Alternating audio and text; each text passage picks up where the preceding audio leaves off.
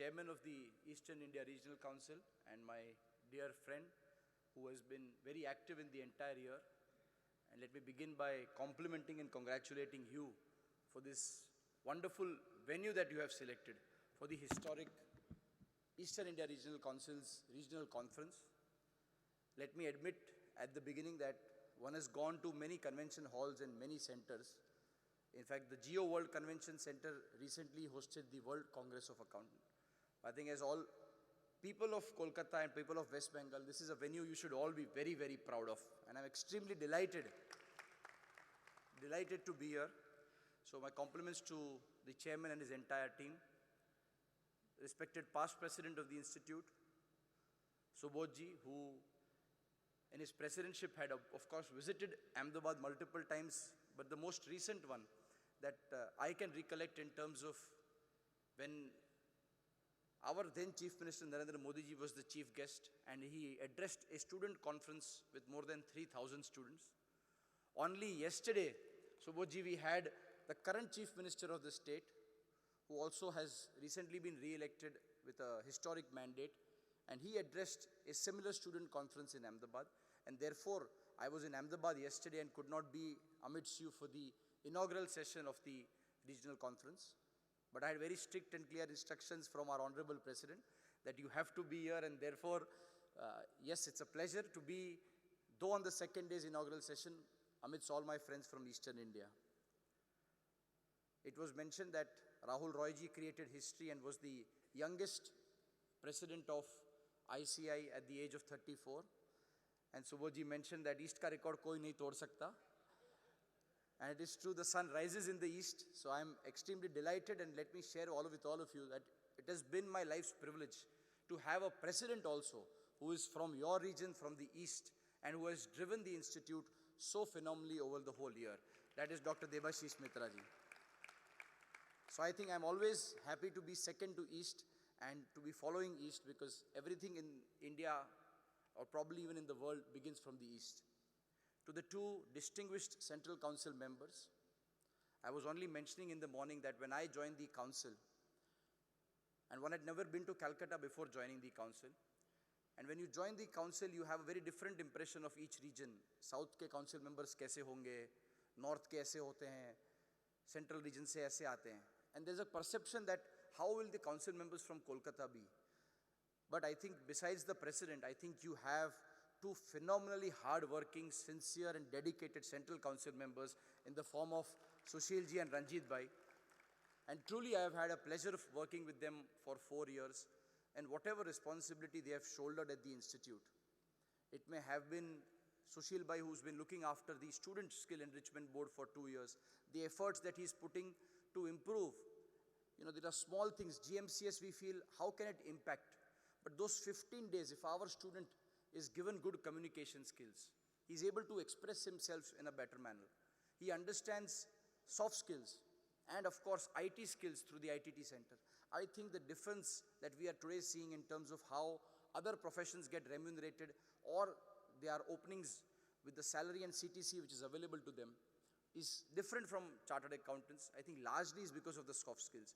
And he has put tremendous efforts training the trainers, organizing various sessions for that. Also in the GST, I think a lot of innovation, a lot of changes, a lot of publications have happened under his leadership. So it's been a pleasure working with you, Sushil bhai. Ranjit bhai, of course, when we entered, he was the man who was leading a very important transformation in UDIN and got it successfully implemented. In the next year, we changed the entire ethical standards, where also he played a very important role in terms of having the Part B of Code of Ethics getting amended. And let me share with you, you all witnessed a historic World Congress of Accountants. And in that World Congress of Accountants, you saw that there was an exhibition hall. Traditionally, our institute programs were in halls or in convention centers like this, where participants would sit and there would be deliberation, largely one-sided, at certain occasions two-sided, where questions and answers would be asked. But never did we have an exhibition hall, where not just sponsors and corporates and banks and insurance companies and software companies would exhibit, but firms would have their stalls. This was possible because back then we enabled and amended Part B of the Code of Ethics, which is now Volume 2. And in that volume, a special amendment was proposed in the advertisement guidelines to say that in one event during the year, which the Institute organizes, CA firms shall be allowed to exhibit. Never in our thoughts did we have imagined that during the World Congress, we will have 95 exhibition halls. For those of you who visited physically, and I'm sure those who could not visit, there is a FOMO or fear of missing out that you are all suffering from, because it was truly a world-class event. And in that exhibition hall, when the IFAC, which is the International Federation of Accountants, under whose aegis the World Congress is organized, came to the council and said that in all the world congresses, the largest firms of the world, they may be the multinational firms, they may be other accounting firms, they are always allowed to exhibit, and you will have to give them space to exhibit their stalls. The council, ladies and gentlemen, had two options. We could either have said, no, no, no, we will not permit these stalls. And then, of course, we don't know if IFAC would have agreed or not agreed. The second option with the council was, आप दूसरे की line छोटी मत करिए, खुद की line बड़ी करिए. And we said, why not use this? Why not use this to exhibit and showcase the strength of Indian accountancy profession? And this amendment which was done in the Code of Ethics, we used that and we said, let Indian firms also come and exhibit and showcase their strength. And you will be surprised, in a matter of 30 days, more than 45-50 Indian firms came and exhibited at the World Congress of Accountants. And what this enabled them to do was to not only interact with 8,000 delegates from 123 different countries, but gave them the confidence that in this global world, and especially today when you have such wonderful topics that are being deliberated on the 2 days of the regional conference. Very happy to see you are not discussing income tax, capital gain, HUF, GST, GSTR 99C, because that you can do in all your conferences. Today you are talking about the future, you are talking about the newer opportunities.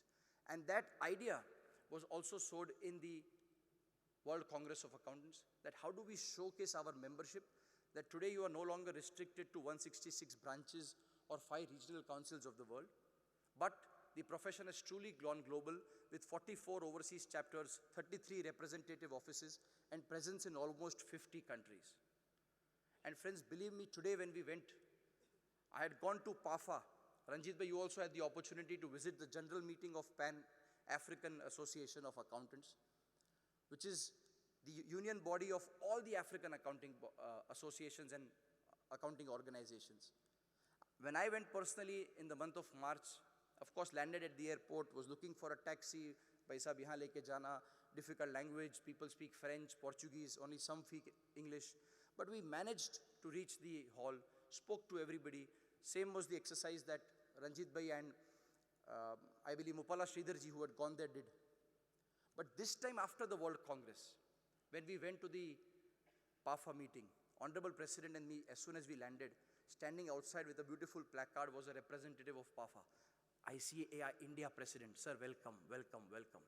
That was the kind of impact the World Congress had on the minds of the African people. The PAFA President embraced Honorable President, sir, and said, what you have done, what India has done, has never happened in the 100-year history of the World Congress or of the accounting profession. And these kind of words, this kind of motivation that we are receiving, friends, is only possible because the council said that, yes, we will exhibit our Indian firms, we want them to go global. And now, with the changes that are happening, with the very important change which is being proposed in the education scheme of our chartered accountancy. So far, we always believed, recognized and acknowledged that in commerce, if there was the best course to be done, or maybe the most difficult course to be done, it was the course of chartered accountancy from ICAI. But now with so many countries participating in the World Congress, we are seeing huge traction for our chartered accountancy course in various other countries. You will be surprised, there are more than 50 countries where they do not have a PAO or a professional accounting organization. How India has the Institute of Chartered Accountants of India, the UK has the Institute of Chartered Accountant of England and Wales, Australia has CPA Australia, US has AICPA. There are more than 55 countries, PAOs. And those are places which are extremely eager to have the Indian accountancy course being done. And in the revised CRET, that is the Review of Education and Training, where we are revamping the entire course curriculum, we are proposing that the Indian Chartered Accountancy course will now no longer be restricted only to the geographies of India, but a person who's pursuing commerce in Middle East, in Africa, in parts of South Asia, Southeast Asia, where there is no course available for him to have an international career, let him be allowed to do the ICAI course curriculum. And we are extremely confident that the government will soon be according its approval. We are in the final level of discussion with the Ministry of Corporate Affairs for this course curriculum. But what this will do is open up the opportunities for our chartered accountants. It is going to open up the opportunities for professionals to not only have firms restricted to offices in Eastern India, in Western India or other parts of the country, but you can truly look for a large Indian accounting firm, which is not just offices in Bombay, Delhi, Calcutta, Chennai, Bangalore, Ahmedabad, or Pune, but you will in the future very soon be able to have offices in Dubai, in London, in Paris, in Africa, and have your own board and your own office registered in these countries. The Institute is looking forward to this. In fact, in the two negotiations that the Honorable Government is doing with UK and Canada, the Institute has proposed to relax the reciprocity requirement, of course, being there, that you may allow professionals from these countries, that is a UK citizen to practice in India and an Indian citizen to practice in the UA. This will open up huge channels of opportunity for our chartered accountants.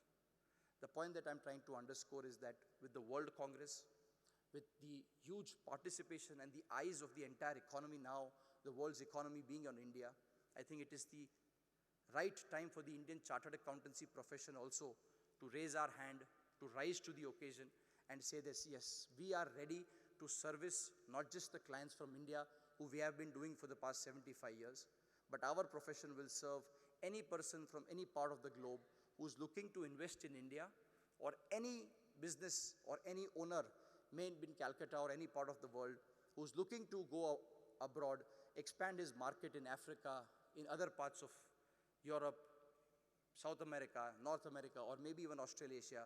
All of these places, we will be providing these services. And to skill our chartered accountants, we are taking up a lot of changes in the course curriculum and of course also the technological advancements that will be required to ensure that our members are able to deliver world-class services.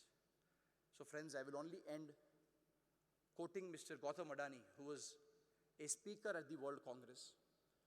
And one line which he said, which stuck in my mind, was that if there ever was a time to be Indian, to be in India, or to be associated with India, it is now. Similarly, ladies and gentlemen, I will say, if there ever was a time to be a chartered accountant or to be associated with ICAI, that time is now. Let's rise to the occasion. Our country is growing, the opportunities are growing. ICAI will ensure that we give you all the skill sets required for you to flourish and take over the world. Let's ensure that we raise the bar, we keep the flag of the nation and the flag of the profession flying very, very high. Thank you very much once again for inviting me, and wish all of you a very fruitful discussion today. Thank you.